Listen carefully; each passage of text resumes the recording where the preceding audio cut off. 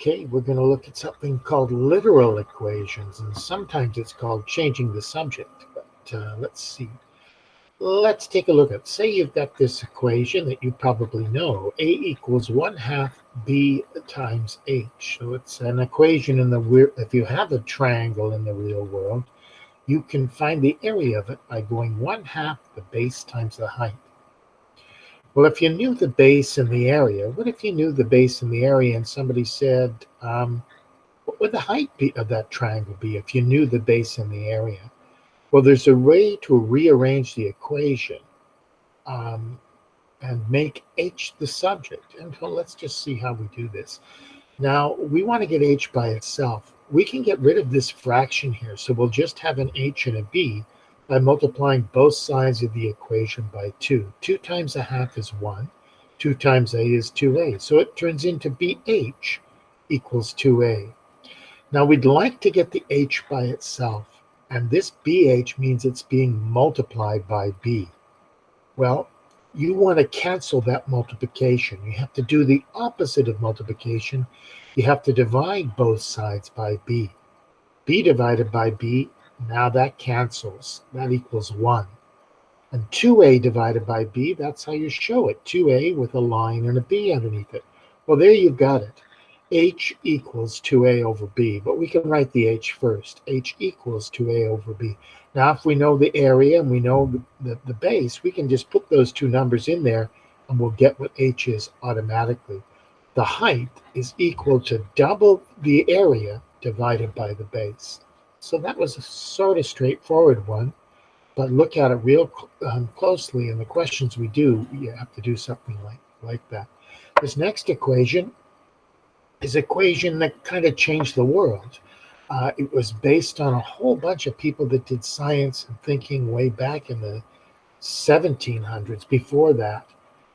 Anyways, Sir Isaac Newton came up with an equation for the force of gravity between any two masses in the universe.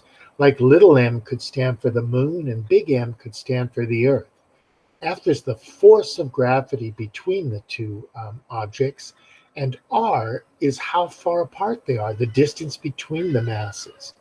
Okay, that's how you, and G is a constant. We don't have to worry about that now, but this is a real equation.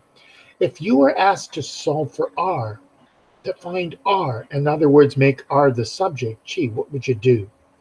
Well, first what you would do is multiply both sides by R squared. It's being divided by R squared. We want to get the R squared up in the top, so we multiply both sides by R squared. It cancels here, and now the R squared is getting multiplied by F, so R squared times F. Now we want to get the R squared by itself. It's being multiplied by F. That's why we divide both sides by F. F divided by F will cancel. Now we've got R squared by itself, and we have G, little m, big M, divided by F. Now we want to get R by itself, and so what we do is we square root both sides. So R will equal the square root of this G times little m times big M all over F. And now we've made R the subject. Normally in mathematics, we'd put a plus and a minus here. But in the real world, the radius is always a positive number. So I just left it as positive. Okay, so that's a little bit tricky, but that's how to make R the subject.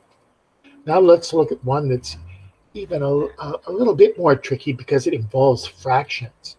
This equation up here, 1 over big R equals 1 over R1 plus 1 over R2. For people that do physics, maybe even you do in science, but especially the electrical tech learners, they know that this equation's real. It's about resistance. So, but if you were asked to find, hey, say you knew the total resistance, and you knew what one resistor was, R1, could you make R2 the subject?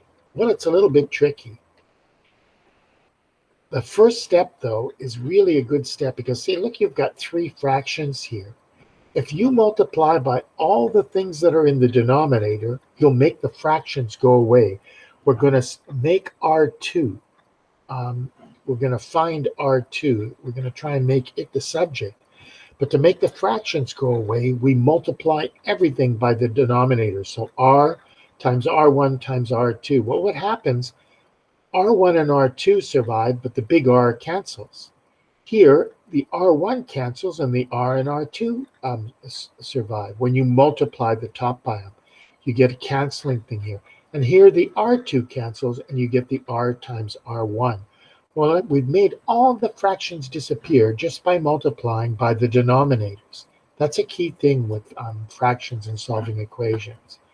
Now, the next thing we do, we want to get R2, so we subtract this R times R2. So we put the R2 things on the same side. And then another really big, so we subtract R times R2. Now we factor out the little R2. R2 times R1, R2 times big R. Now we've got the R2 by itself, what we're trying to do. And then since it's being multiplied by this bracket, we divide both sides by the bracket. And we get our answer. Little r2 equals big R times little r1 all over little r1 minus big R. Now, if you were given, say, the total, the big resistance is 3 over 2 ohms, and R1 is 2 ohms, all we do is where there's a big R, we put 3 over 2. Where there's an R1, we put 2. And we just put that in our calculator, although we can see the 2's cancel. 3 over 2 times 2 is just 3. 2 minus 3 halves is 1 half. And 3 divided by a half, hey, the resistance is 6 ohms in that last one. Okay, that's a little bit tricky, but that's how you do it. And there's some really, that's a big idea, multiplying by all the denominators to sort out fractions.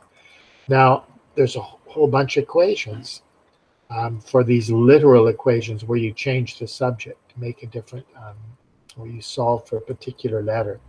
I gave 16 questions, and they come with memos and all that sort of stuff. So good luck with it all.